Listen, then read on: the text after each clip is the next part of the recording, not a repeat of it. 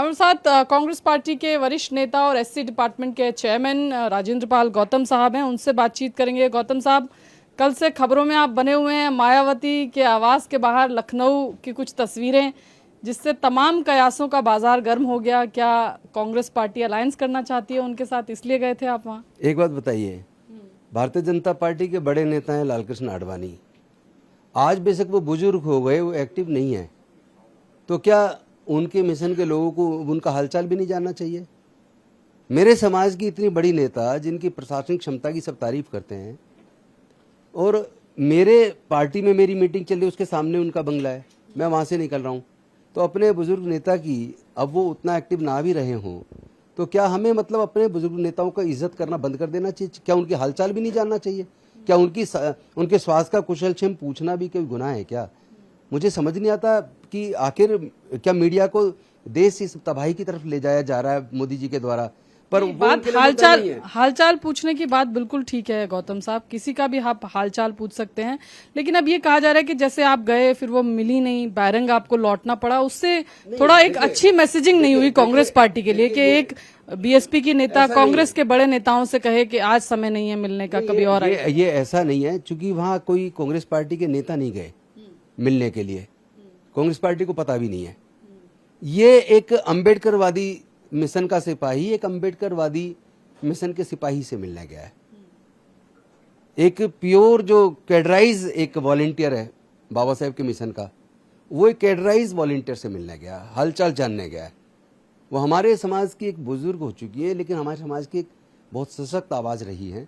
उस नाते उनका कुशल क्षेम पूछना, और वो भी कोई हम मीडिया लेके नहीं गए, हमने कोई वीडियो नहीं बनाया, उसको इस तरह का मतलब दूसरा रुख देने की कोशिश, हो सकता है मीडिया के लिए कोई और काम ना हो, तो कोई आपका कोई मोदी जी वहाँ मतलब टॉफी खिला रहे हैं, वो उनके लिए मुद्दा नहीं हो सकता। लेकिन राजेंद्र गौतम अपनी बड़ी बहन का हाल जानने गए तो मुद्दा। राजेंद्र गौतम एससी डिपार्टमेंट के चेयरमैन हैं, तनुज पुनिया कांग्रेस पार्टी के वरिष्ठ सांसद हैं, वो जब जाते हैं तो इंडिविजुअल कैपेसिटी के साथ साथ कांग्रेस का नाम जुड़ना तो लाजमी है। लेकिन हम तो किसी मीडिया को बता के तो नहीं जा रहे ना, और ना आने के बाद मीडिया को बता रहे हैं।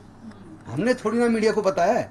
नहीं, बात मीडिया और ना मीडिया की नहीं है, बात आप किसी पार्टी के नेता से मिलने जा रहे हैं। एक बात सुनिए, जब मैं आपको बताऊं, जब मैं दिल्ली में कैबिनेट मंत्री था, तो मेरे बंगले पे जो भी पूरे इंडिया से लोग दिल्ली आते थे, चाहे वो बहुजन समाज पार्टी के हों, चाहे वो कांग्रेस के हों या दूसरी पार्टी के हों, वो मेरे बंगले पे मिलने अचानक ही आते थे, और मैं सबसे मिलता था।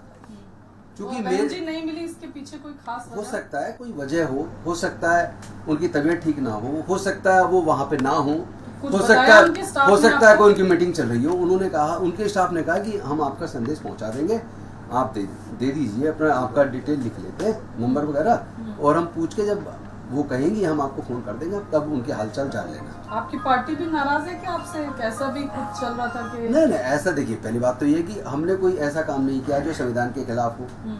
हमने कोई ऐसा काम नहीं किया जिससे किसी को अपमान झेलना पड़े।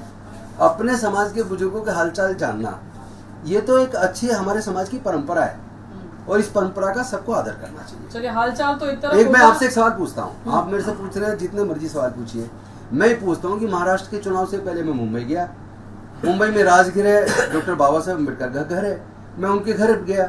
उनके बेटे तो जो आरपीआई के अध्यक्ष है, मैं अगर उनके बेटे से वहां मिलता हूँ, एक अम्बेडकरी मिशनरी होने के नाते उनको कुशल क्षेम मैं जानता हूँ, उसको तो मुद्दा नहीं बनाया मीडिया ने। कोई बात मिलने की नहीं है, बात ये है कि आप गए और आपको लौटा नहीं, मैं वहां भी बिना बुलाए गया और बिना सूचना के गया, लेकिन मैं मिला उनसे। तो चलिए, आप अम्बेडकरवादी राजनीति की बात कर रहे हैं और सिद्धांत, उसके विचारधारा की बात कर रहे हैं, उसके नाते आप कह रहे हैं एक निजी विजिट पर आप गए थे, पर क्योंकि अब 27 का विधानसभा चुनाव भी बहुत दूर नहीं है, तो क्या कांग्रेस पार्टी कोशिश करेगी एक राजनीतिक अलायंस भी बहन जी के साथ हो, और क्या उसकी भी कहीं ना कहीं कोई कोशिश जो है वो की जानी चाहिए? एससी डिपार्टमेंट के चेयरमैन होने के नाते आपको लगता है होनी चाहिए, और आप पहल करेंगे? मैं समझता हूँ देश पहले है, देश के प्रजातंत्र को बचाने के लिए, देश के संविधान को बचाने के लिए, और मानव मूल्यों को बचाने के लिए, अपने देश की संस्कृति को बचाने के लिए जो भी कुछ करना पड़े, जो एक सीजन्ड जो पॉलिटिशियन है, जो भी कोई देश से प्यार करने वाली पार्टी है,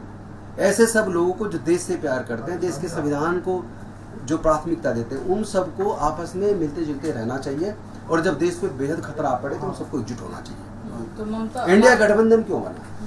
देश को क्या बचाने के लिए मायावती बना जी ना? को भी इधर आना चाहिए?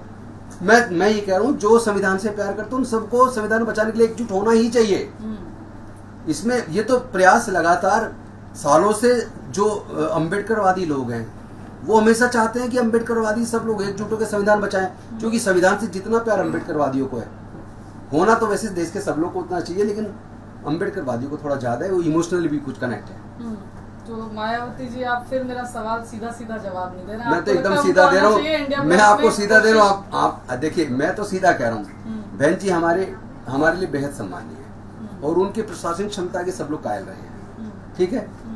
अब उनकी उम्र 70 के आसपास हो गई है, लेकिन हमारे समाज की बड़ी नेता है, हम सब लोग रेस्पेक्ट करते हैं, all across the party line सब लोग उनकी इज्जत करते हैं। तो जब संविधान बचाने की बात है तो सब लोगों को एकजुट होकर संविधान को बचाना चाहिए, देश के लोकतंत्र को बचाना चाहिए, क्योंकि अगर लोकतंत्र ही नहीं बचेगा, संविधान ही नहीं बचेगा, फिर किस बात की राजनीति, फिर किस पर राजनीति करेंगे। बहुत बहुत शुक्रिया। तो कैंपस अर्जुन के साथ लक्ष्मी इंडिया टीवी दिमाग।